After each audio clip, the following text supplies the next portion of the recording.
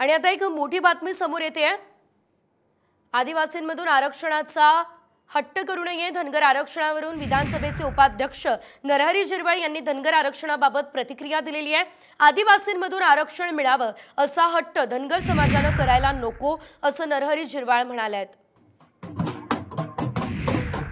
धनगर समाज आरक्षण मागतात, तेही त्याच्यातही श्रीमंत गरीब असे आहेतच, त्यांनाही रिझर्वेशन द्यावं, आमचं काही दुमत नाही। पण आमच्यातच प्रत्येकाला वाटतं का आदिवासीतच आरक्षण पाहिजे, असा हट्ट काही कामाचा नाही असं मला वाटतं। आमच्यात यायला आमचे म्हणून त्यांनी प्रूफ करून द्यावं। 47 मधल्या 2 जाती ह्या आता तिथं त्याचा अवशेष किंवा नामशेष झाल्यामुळं 45 आहेत, तर त्या 45च्या व्यतिरिक्त 46 आम्ही कशी हो म्हणू, कायदेशीर दृष्ट्या त्यांनी कसं यायचं ते यावं।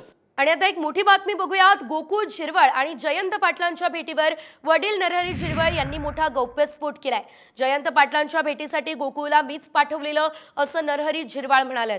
यामुळेच संभ्रम तयार झाला होता, मात्र आता सर्व जागेवर आहे असंही झिरवाळ यांनी म्हटलेलं आहे।